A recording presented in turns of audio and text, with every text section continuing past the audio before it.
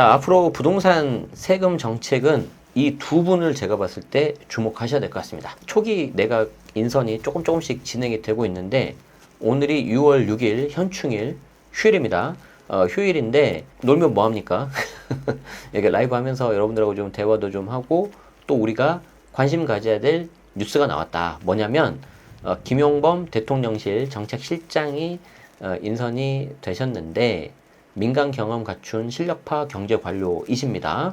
그런데 이제 조금 이분의 어떤 프로필 같은 거를 잘 보시면 약간 전반적인 정책에 대해서 가늠하실 수가 있어요. 그리고 이분과 동시에 봐야 되는 게 원래 저 대통령실 정책실장 자리에 하마평에 올랐던 분이 바로 이한주 민주연구원장님이신데 이분이 빠지고 어디 가셨지? 봤더니 인수위 역할 격인 국정기획원장으로 가셨어요. 무슨 말이냐면 그러니까 대통령실 있고 그 위에 이제 또 어떻게 보면 인수위라고 하긴 좀 그런데 어떤 인수위 역할이니까 전반적인 이렇게 좀 인선을 다루는 그런 조직인데 그 조직의 장으로 갔다는 거예요.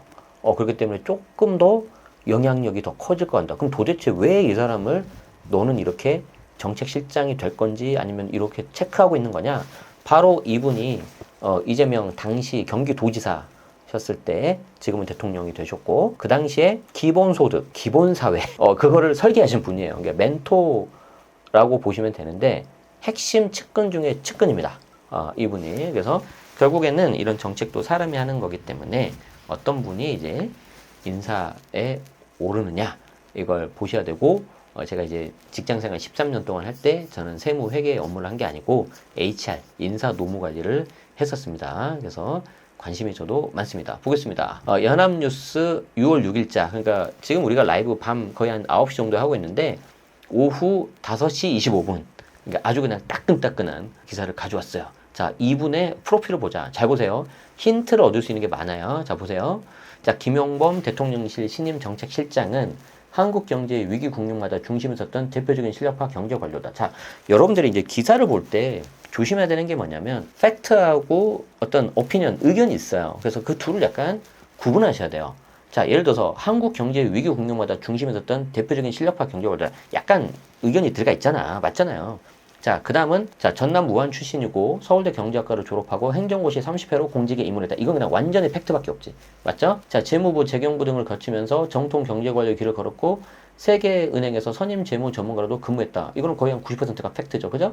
자, 이후 공적자금관리위원회 사무국장, 금융위원회 차관급 부위원 뭐 이렇게 했다. 두루 섭렵했다. 오케이. 자, 중요한 게 나옵니다. 김 실장은 이후 기재부 1차관으로 코로나19 팬데믹이라는 초유의 경제 위기 대응을 주도했다. 코로나19라고? 그러면 언제부터 했었던 거야? 문재인 정부 때잖아요. 그렇죠? 그때 기재부 1차관 계셨고 당시 정부는 한미 통화스와프. 통화스와프는 뭔지 아시죠? 일종의 어떤 달러 마이너스 통장으로 생각하시면 돼요.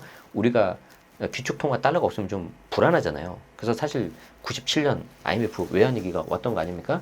그런데 일종의 이제 마이너스 통장을 미국하고 맺은 건데 굉장히 좀 신용도가 좋아야지 할 수 있는 그런 거죠. 그래서 그 한미 통화 스와프를 맺고 135조 원 규모의 금융시장 안정 패키징 대책을 내놓으신 그런 분이에요. 그리고 이제 마스크 수급 대책까지 총괄하면서 거시경제 소방수라는 평가를 받았다. 특히 이제 여러분들 잘 아시는 오건영 팀장님 계시죠? 뭐 환율의 대전환이라든지 위기 역사 굉장히 좋은 책 많이 쓰셨는데 저도 좀 최근에 그분 거 책을 많이 보고 있는데 거시경제 관련해서 여러분들이 좀 공부하고 싶으신 분들은 오건영 팀장님 책을 제가 추천드립니다. 그냥 내돈내산입니다. 갑자기 또 이렇게 말하니까 좀 와닿지 않을 수 있어서 이렇게 보여드릴게요. 요 책, 요거 지금 최근에 나온 거예요. 아주 좋아요. 이거 꼭 보시고요.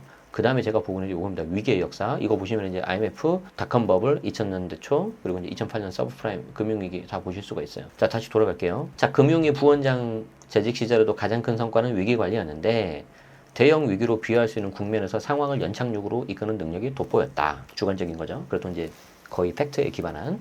자, 2018년 초 가상화폐 대책이라든지 뭐? 잠깐만. 이분이시구나. 코인 하신 분들은 다 아실 거야.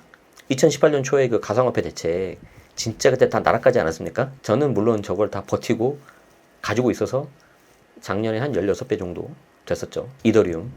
지금 이더리움 더 잘 가고 있는데 어쨌든 잘 팔았는데 어쨌든 그때 생각나네. 9.13 부동산 대책으로 끌어오르던 시장을 서서히 가라앉힌 데도 기여했다. 대박이다. 아까 내가 봤을 때 이거 없었던 것 같은데. 제가 왜 놀랐냐면 그렇죠. 지금 어떤 분이 가라앉혔다고요? 이러시잖아요. 우리 2018년 9.13 대책은 기억하시는 분들 아시겠지만 진짜 역대급이었어요. 어마어마했어요. 근데 문제는 뭐냐면 살짝 가라앉았다가 이제 더 튀어올랐거든. 그래서 제가 아까 말씀드렸죠. 이 팩트와 의견을 잘 구분해서 봐야 된다. 지금 이거는 연합뉴스의 그냥 언론의 그냥 개인적인 의견이지. 자, 어쨌든 계속 봐. 그는 공무원 생활을 이끈 가장 큰 원동력으로 1997년 겪은 국제통화기금 외환위기를 꼽기도 했다. 공직 퇴임 이후에는 블록체인 투자사 헬시드의 싱크탱크인 헬시드 오픈 리서치 대표를 맡았다. 가상자산, 디지털 금융 분야에서 민간 경험을 쌓았다. 그러시군요. 코인을 좀 해야 될까요, 우리? 제가 한 가지 확실하게는 말씀 못 드리는데 제가 봤을 때 최소한 연말까지는요 국장 좋을 겁니다. 국내 주식시장. 제가 주식은 잘 모르는데요. 참고해보세요. 어쨌든 자, 최근 내수 침체 장기화의 미국발 관세 충격으로 복합 경제 위기 우려가 커지는 가운데 국정 운영 방향과 과제를 설계하고 이렇게 했다. 이건 좀 전반적인 평이가 넘어가겠습니다. 팩트를 보겠습니다. 1962년 전남 무안 출신이시고요. 광주 대동고, 대동고 나오셨구나. 저는 광주 1고, 서울대 경제학과, 그리고 행시 30회, 세계은행 금융발전국 선임재무 전문가, 아시아태평양실 선임재무 전문가, 재경부 은행제도 과장, 대통령 직속 G20 정상회의 준비위원회, 국제금융시스템 개혁국장. 엄청 화려한 경력을 자랑하시는데 제가 조금 더 조사해온 데이터가 있습니다. 그래서 제 거 스레드에다가 적어놨는데 한번 볼게요. 자, 여기 있습니다. 김용범 정책실장. 아까 여기 봤고요. 대통령실은 김 실장이 세계은행 선임 이코노미스트이자 코로나19 위기 대응의 핵심이었던 점을 강조해서 민생 회복과 정책 실현의 적임자라고 밝혔다. 이건 이제 대통령실 입장이니까 당연히 좋은 말씀 하시겠죠. 자, 문재인 정부에서 금융위원회 부위원장, 기재부 1차관을 역임하셨고, 자, 이게 핵심이죠. 당시 소득 주도 성장, 재정 확장주의, 돈 풀린다는 거죠. 코로나19 경제 대응의 핵심 설계자로 활약했다. 자, 이걸 여러분들이 이제 어떤 걸 느껴야 돼요? 이제 돈을 확실히 풀린다는 거예요, 지금. 자, 그리고 이분이 하신 말씀 중에 이게 있어요. 위기 때는 정부가 지갑을 열어야 된다. 그래서 위기 극복을 위한 재정 개입의 필요성을 적극 주장했다. 김상조 청와대 정책실장의 대학 동기. 저는 개인적으로는 김상조 이 실장님의 그걸 좀 굉장히 좀 실망한 사람 중에 한 명입니다. 제가 이제 대학생 때는 정말 이분이 이렇게 생각했는데 좀 별로였어요. 나중에 보고 너무 실망했어. 개인적인 생각이니까 그냥 듣고 올리시고. 그래서 이제 이분이 이제 정책실장님이 되시는데, 이제 공과 사, 그거 평가하는 건 당연히 이제 시간이 지나서 해야 되는 건데, 우리가 이제 봤을 때 한 가지 확실한 건 뭐예요? 돈은 풀리겠다. 확실하게 풀리겠다. 그러면 이제 그 돈이 어디로 갈까요? 자산시장으로 흘러 들어가겠죠. 일부는 주식, 일부는 코인, 아니면 또 부동산, 그런 데로 갈 거고, 이제 원래는 이 대통령실 정책실장에 이분이 이렇게 될 거라고 좀 생각을 했었거든요. 이한주 민주연구원장님? 이분이 누구냐면, 아까 말씀드린 것처럼 기본소득, 이런 거 주장하신 분인데, 짧게 나와 있어요. 그래서 지금 여기 뭐냐면, 이재명 대통령은 5일, 그러니까 오늘 하루 전이죠. 그러니까 이분을 먼저 선임해줘. 당연하죠. 이게 지금 인수위 컨트롤, 전체 컨트롤 역할인데. 그리고 나서 여기서 이제 그 다음날 곧바로 인선 나온 게 대통령 정책실장이 아까 김용범 정책실장을 선임을 한 거야. 그래서 5일 국정기획위원회를 구성을 하고 위원장으로 이한주 민주연구원장을 임명했는데 본인의 멘토 역할을 하셨던 분이거든요. 그래서 이제 국정기획위원회는 대통령직 인수위원회 역할을 할 예정인데 강의정 대변인은 이날 브리핑을 통해서 국정기획위원회는 인사검증을 제외한 정부 조직 개편, 국정과제를 정리하는 인수위원회 개념의 조직이다. 위원회는 이재명 정부가 추진할 정책과제를 추리고 우선순위를 판단하는 작업을 하는데 엄청 중요한 자리입니다. 이 자리가. 대통령직 인수위원회 활동 없이 출범한 문재인 정부도 국정기획자문회를 꾸려서 운영한 바 있다. 당시에는 김진표 당시 의원이었다. 이 두 인선을 보고 여러분들이 이제 어떤 생각을 해야 되냐면 돈은 좀 확실하게 풀리겠구나라는 좀 생각을 하셔야 되고요. 그렇기 때문에 내가 어떤 투자 수익을 얻거나 그런 것보다도 최소한 내가 남들 뭔가 자산이 올랐을 때 나도 같이 올라가야지 내가 상대적인 그게 위축이 안 되잖아요. 좀 속칭 그거 벼락거지라는 말 그렇게 좀 쓰지 않습니까? 저도 그런 말 쓰는 건 싫어하는데 그렇게 되지 않기 위해서라도 그냥 하나 정도는 갖고 계셔야 되지 않나 그 생각이 들고요. 두 번째는 뭐냐면 재정 지출을 확대한다 그랬잖아요. 지금 이 두 분 다 마찬가지잖아요. 결이 같잖아요. 그러면은 국가의 세수가 비겠잖아요. 그럼 그걸 어디서 메꾸겠어요? 당연히 증세를 하지 않겠습니까? 그러면 예를 들어서 법인세 같은 경우가 1%포인트씩 내려가 있는데 그거 다 원복시킬 거고, 그 다음에 부동산 같은 경우도 당연히 세 증세가 올라가겠죠. 그런데 뭐 여러분들 입장에서는 아니 우리 이재명 대통령께서는 후보 당시에도 부동산 그거는 건드리지 않겠다라고 했다 하시는데, 제가 봤을 때는 취득세 양도세는 이미 중과가 되기 때문에 그대로 갈 것 같고, 그럼 남은 게 보유세 하나밖에 없어요. 근데 보유세는 제가 봤을 때 100%입니다. 100%. 자, 왜 제가 좀 이렇게 단정을 짓냐면, 뭐 혹시 듣기 거북하셨으면 99% 하겠습니다. 여러분들이 이게 보유세 과세 체계를 아셔야 되는데, 이 보유세는 재산세하고 종부세가 있어요. 재산세하고 종부세. 그러면 이 재산세와 종부세가 있는데 첫 시작이 공시가격입니다. 그런데 이 공시가격은 올해도 평균 3%가 올랐어요. 전국. 그런데 당연히 많이 오른 지역, 서울이 7.8%가 올랐죠. 인천, 경기 2%, 3%. 나머지 지방은 지금 이렇게 되고 있고. 맞죠?